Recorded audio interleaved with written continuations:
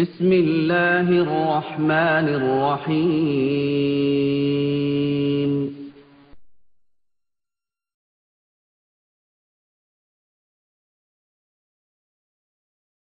அஸ்ஸலாமு அலைக்கும் வரஹ்மத்துல்லாஹி வபரகாத்துஹு. அன்பிற்கும் பாசத்திற்கும் உரிய இஸ்லாமிய சகோதர சகோதரிகளே, நெல்லை மாவட்டம் கடையநல்லூர் மஸ்ஜிதுல் முபாரக் பள்ளிவாயில் கடந்த 1995ஆம் ஆண்டு கட்டப்பட்டு திறக்கப்பட்டு நம்முடைய ஜமியத் அஹ்லுல் குர்ஆன் வல் ஹதீஸ் அமைப்பின் நிர்வாகத்தின் மூலம் கடந்த 10 ஆண்டுகளுக்கு மேலாக நிர்வாகம் செய்து வருவதை தாங்கள் எல்லாம் அறிவீர்கள். தற்பொழுது அந்த மஸ்ஜிதுல் முபாரக் பள்ளிவாயில் மிகப்பெரிய ஒரு பிரச்சனைகளுக்கு மத்தியில் பெரிய ஒரு பரபரப்பை போல காட்சியளித்துக் கொண்டிருக்கிறது. அந்த முறையாக நடந்து கொண்டிருந்த அந்த நிர்வாகத்தை கைப்பற்றுவதற்காக வேண்டி ஜமியத் அஹ்லுல் குர்ஆன் வல் ஹதீஸ் அமைப்பை சார்ந்தவர்கள் ஜலீல் மதனி அவர்கள் உடல்நிலை சரியில்லாமல் இருந்த பொழுது சிறிது கூட ஈவிரக்கம் இல்லாமல் பள்ளிக்குள் ஒரு புதிய ஒரு கல்வெட்டை வைத்து நிர்வாகத்தை அபகரித்ததாக குற்றம் சுமத்தி தமிழ்நாடு தவ்ஹீத் ஜமாத்தை சார்ந்தவர்கள் வெளியே பெரிய அளவில் பிரச்சாரம் செய்து வருகிறார்கள். அதனுடைய உண்மை நிலவரத்தை நீங்கள் இப்பொழுது பார்க்க போகிறீர்கள். சகோதரர் பி ஜெயினுல் ஆபிதீன் அவர்கள் வெள்ளி மேடையில் அந்த கல்வெட்டை உடைத்தவர்கள் யார், அத்துமீறி பள்ளிக்குள் நுழைந்தவர்கள் யார் என்பதை இப்பொழுது முதலிலே நீங்கள் கேட்கப் போகிறீர்கள். ஆரம்ப காலத்தில் ஏகத்துவத்துக்காக வேண்டி ரொம்ப பாடுபட்ட ஒரு சகோதரர் அந்த அப்துல் ஜலீல் மதனி அவர்கள் கடந்த சில மாதங்களாக மருத்துவமனையில் சிகிச்சை பெற்று வந்தவுடனே இவங்க என்ன பண்றாங்கன்னா, இந்த போஸ்டர் ஒட்டிய கும்பல் வந்து பள்ளிவாசல்ல வந்து இது ஜாக்கு பள்ளிவாசல் ஒரு கல்வெட்டை கொண்டாந்து வைக்கிறாங்க. அவர் இல்லைங்கிற நேரத்தில் நம்ம சகோதரர் என்ன பண்றாங்க, பள்ளிவாசல் நிர்வாகத்தில் உள்ள சகோதரர்கள் அதை எடுத்து அப்புறப்படுத்திடுறாங்க. இப்பொழுது நீங்கள் பார்த்த இந்த வீடியோ கிளிப்பில் ஜலீல் மதனி அவர்கள் உடல்நிலை சரியில்லாமல் மருத்துவமனையில் சேர்க்கப்பட்ட பொழுது சிறிது கூட ஈவிரக்கம் இல்லாமல் ஜேஏக்கிற்கு சொந்தமானது என்ற ஒரு புதிய ஒரு கல்வெட்டை மருத்துவமனையில் ஜலீல் மதனி அவர்கள் இருக்கும் பொழுது புதிய ஒரு கல்வெட்டை ஜேஏகி கும்பல் அப்பொழுதுதான் கொண்டு வந்து வைத்ததாகவும் அதை பொதுமக்கள் எல்லாம் சேர்ந்து அப்புறப்படுத்தி அதிலிருந்து பிரச்சனையை ஜேஏகிஸ்தார்கள் தான் உருவாக்கினார்கள் என்று அண்ணன் அவர்கள் சொல்வதை இப்பொழுது நீங்க கேட்டீர்கள். என்ன சுருக்கமா சொல்ல வர்றாருன்னா, ஜலீல் மதனி அவர்கள் உடல்நிலை சரியில்லாமல் இருக்கும்போதுதான் கல்வெட்டை ஜேஏகிஸ்காரன் கொண்டு வந்து பள்ளிக்குள் வந்து வைக்கிறாங்க என்பதை இந்த கிளிப்பில் நீங்க பாத்தீங்க. ஆனா கல்வெட்டு எப்ப வைக்கப்பட்டதா சைஃபுல்லா சொல்றாங்கிறத இப்ப நீங்க பார்க்க போறீங்க. ஏற்கனவே உடல் ரீதியாக பாதிக்கப்பட்டிருக்கிற அப்துல் ஜலீல் அவர்கள் ஏன் என்று கூட யாரிடத்திலும் கேட்காமல், வைக்கலாமா என்று கூட கருத்து கேட்காமல் அவர் இந்த கல்லை இரவோடு இரவாக வைக்கின்றார். இப்பொழுது நீங்கள் பார்த்த இந்த வீடியோ கிளிப்பில் சகோதரர் சைஃபுல்லா ஹாஜி அவர்கள் என்ன சொல்கிறார்கள் என்றால், ஜலீல் மதனி அவர்கள் நல்ல நிலையில் உயிரோடு இருக்கக்கூடிய காலகட்டத்திலேயே அந்த கல்வெட்டை மஸ்ஜிதுல் முபாரக் பள்ளியிலே ஜேஏகிச்சின் பெயரை பயன்படுத்தி பதித்ததாகவும் அது யாரிடத்திலும் கேட்காமல் பதித்தார் என்று குற்றம் சுமத்தி பேசுகிறார். இதிலிருந்து கல்வெட்டை ஜேஏகிச்சை சார்ந்தவர்கள் ஜலீல் மதனி உடல்நிலை சரியில்லாமல் இருக்கும் பொழுது கொண்டு வந்து வைக்கவில்லை, ஜலீல் மதனி அவர்கள் நல்ல நிலையில் இருக்கும் போதே கல்வெட்டை வைத்தார் என்று சொல்கிறார். இன்னொரு கிளிப்பையும் நீங்கள் பாருங்கள். அவர்கள் இன்றைக்கு இருக்கிற தலைவர் ஷேக் உஸ்மான், துணைத் தலைவர் அதாவது தஸ்லீம் மசூத் என்பவரும், ஜுல்பிலே இருக்கிற அன்பு சகோதரர் பஷீர் அகமது உமரி அவர்களும், நானும் அப்துல் ஜலீல் ஆகிய 5 பேரும் உட்கார்ந்து இந்த கல்வி சம்பந்தமாக பேசும்போது சகோதரர் அப்துல் ஜலீல் அவர்கள் சொன்னார்கள், இந்த கல் ஒரு பெரிய பிரச்சனை அல்ல, இந்த கல் ஒரு பெரிய பிரச்சனை அல்ல, ஏன் இதை பிரச்சனையாக ஆக்குகிறீர்கள்? இப்பொழுது சகோதரர் சைஃபுல்லா ஹாஜி அவர்கள் பேசிய அந்த உரையில் நீங்கள் கேட்டது, ஜலீல் மதனி அவர்கள் உயிரோடு இருக்கும் பொழுதே அந்த கல்வெட்டை வைத்து விட்டார் என்று ஆரம்ப கிளிப்பிலே பேசினார்கள். திரும்ப அந்த வைக்கப்பட்ட கல் சரிதானா என்பதை குறித்து ஒரு 5 கொண்ட குழு மசூரா செய்ததாகவும் அந்த மசூராவை மீறி அவர் அந்த கல்வெட்டை வைத்ததாகவும் ஜலீல் மதனி அவர்கள் உயிரோடு இருக்கும் பொழுதே கல்வெட்டை வைத்து விட்டார் என்று சைஃபுல்லா ஹாஜி அவர்கள் சொன்ன கிளிப்பை இப்பொழுது நீங்கள் பார்த்தீர்கள். அந்த கல்வெட்டு எப்பொழுது வைக்கப்பட்டது என்கிற ஆண்டையும் தேதியும் அவர் சொல்வதை அடுத்த கிளிப்பில் நீங்கள் பார்க்க. அதாவது 2005 செப்டம்பரில் தான் இந்த கல் வைக்கப்படுகிறது என்பதை நீங்கள் கவனத்தில் கொள்ள வேண்டும். இப்பொழுது நீங்கள் பார்த்த இந்த வீடியோ கிளிப்பில் 2005 செப்டம்பர் மாதம் தான் அந்த கல்வெட்டு வைக்கப்பட்டது என்று சைஃபுல்லா ஹாஜி கூறுகிறார். எதுவாகினும் இதுவரை தாங்கள் பார்த்த இந்த வீடியோ கிளிப்பின் மூலம் அறிந்து கொள்கிற ஒரு யதார்த்த உண்மை என்னவென்றால், ஜலீல் மதனி அவர்கள் உடல்நிலை சரியில்லாமல் மருத்துவமனையில் சேர்க்கப்பட்ட பொழுது ஈவிரக்கம் இல்லாமல் பள்ளியை அபகரிக்க ஜேஏகிகள் புதிய கல்வெட்டை கொண்டு வந்து வைத்தார்கள் என்பது அப்பட்டமான பொய் என்பதை அண்ணன் பிஜே அவருடைய உரையிலிருந்தும் சைஃபுல்லா ஹாஜி அவருடைய உரையிலிருந்தும் இப்பொழுது நீங்கள் அறிந்திருப்பீர்கள்.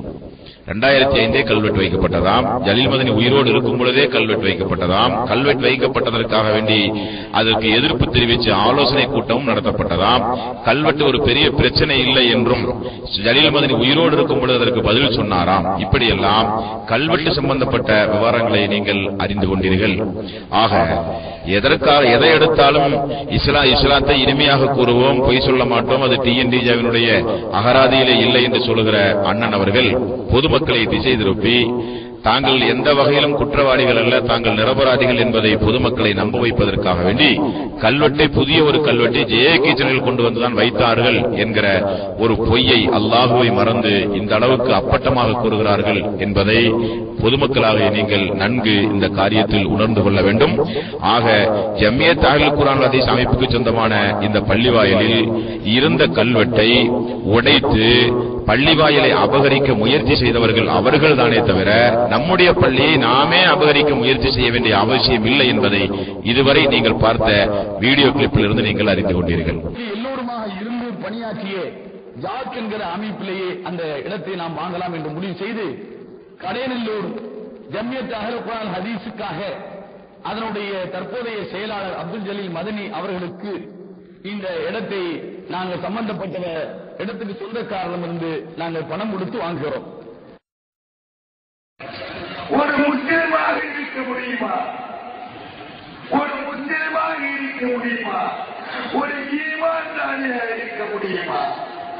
அன்பு சகோதரர்களே, கொஞ்சம் விவாதியுங்கள்.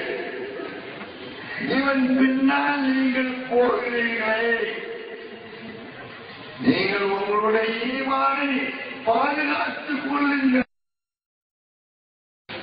பாதிகளை அல்லாஹ்வை பற்றியுள்ள கொஞ்சமாவது பயம் உண்டுமா? இப்பொழுது நீங்கள் பார்க்க போகிற இந்த வீடியோ கிளிப் நீங்கள் உன்னிப்பாக கவனிக்க வேண்டும். அண்ணன் என்ன சொல்கிறார் என்பதை இப்பொழுது நீங்கள் பார்க்க போகிறீர்கள். ஜாக்குடைய மாவட்டத்தின் நிர்வாகிகளாக இருக்கக்கூடிய பலர் நல்லா தெரிஞ்சுக்கிறங்க. இவங்க கையில பள்ளிவாசல் போனா, நான் சட்ட ரீதியா உள்ள விஷயத்துக்கு அப்புறம் வர்றேன், இவங்க கையில பள்ளிவாசல் போனா அது என்ன கதிக்கு ஆளாகும் அவங்களுக்கு தெரியாது. பள்ளிவாசலை பற்றி அதன் புனிதம் அதெல்லாம் யாருக்கு வழங்காது. அதாவது இப்பொழுது பார்த்த இந்த வீடியோ கிளிப்பில் பிஜே அவர்கள் என்ன சொல்கிறார்கள் என்றால், இவர்களுடைய கையில் நிர்வாகம் போகுமேயானால் அந்த பள்ளி எந்த அளவுக்கு முறைகேடாக நடத்தப்படும் என்பதையும், அடுத்து நீங்கள் பார்த்த வீடியோ கிளிப்பில் தொழுகையினுடைய மகத்துவம், தொழுகையினுடைய புனிதத்தன்மை எல்லாம் இவர்களுக்கு தெரியாது என்றும் கூறியிருக்கிறார். அப்படியானால் டிஎன்டிஜே என்பதை தவிர வேறு யாருக்கும் பள்ளியினுடைய நிர்வாகத் திறமையோ, பள்ளியினுடைய மகத்துவமோ, தொழுகையினுடைய இபாதத்தினுடைய தொழுகை போன்ற இபாதத்துகளுடைய நன்மைகளோ, அதனுடைய புனிதத்தன்மையோ தெரியாது. தங்களுக்கு மட்டும்தான் அந்த புனிதத்தன்மையை பேண முடியும் என்று சொல்லி முடிக்கிறார். அதே நேரத்தில் மஸ்ஜித் முபாரக் பள்ளிவாயில் முழுக்க முழுக்க ஜமியத் அஹ்லுல் குர்ஆன் ஹதீஸ் அமைப்புக்கு சொந்தமானது என்று உரிமையில் நீதிமன்றத்தின் மூலம் தீர்ப்பு வந்த பிறகு அந்த பள்ளிவாயிலில் நம்முடைய ஜமியத் அஹ்லுல் குர்ஆன் ஹதீஸுடைய இமாம் அப்துல்லா உமரி அவர்கள் தொழுகை நடத்தி ஃபஜ்ருடைய நேரத்தில் இமாம் ஜமாத்தோடு தொழுகை நடத்தும் பொழுது அந்த தொழுகையில் பங்கு கொண்டு இபாதத்தை பேணக்கூடியவர்களுடைய உண்மை லட்சணத்தை இப்பொழுது நீங்கள் பார்க்கிறீர்கள். நீதிமன்ற தீர்ப்புக்கு பிறகு கடையநல்லூர் மஸ்ஜித் முபாரக் பள்ளியில் இஸ்லாமியர்கள் எல்லாம் ஃபஜ்ரு தொழுகைக்காக வேண்டி அமர்ந்து கொண்டிருக்கிற காட்சி இப்பொழுது நீங்கள் பார்த்துக் கொண்டிருக்கிறீர்கள். முதல் சஃபிலே தக்பீர் கட்டி தொழுது கொண்டிருப்பவர் சைஃபுல்லா ஹாஜாவுடைய அண்ணன் சேகனா என்பவர்.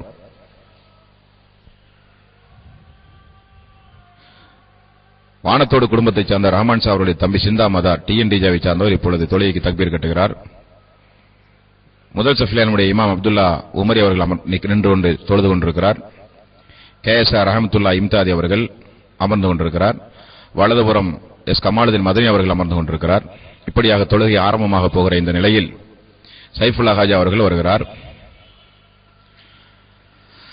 பின்னால் இடமிருந்தும் வேண்டும் என்றே கண்ணாடியை கலட்டி முதல் சஃபிலே தொழாமல் அமர்கிறார்.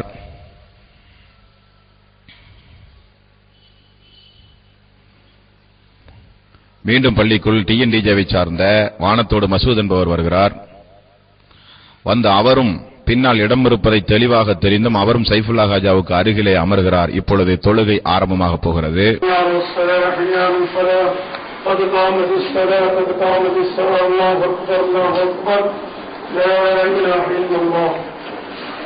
இக்காமத் முடிந்து விட்டது. இப்பொழுது ஜமாத் ஆரம்பமாக போகிறது.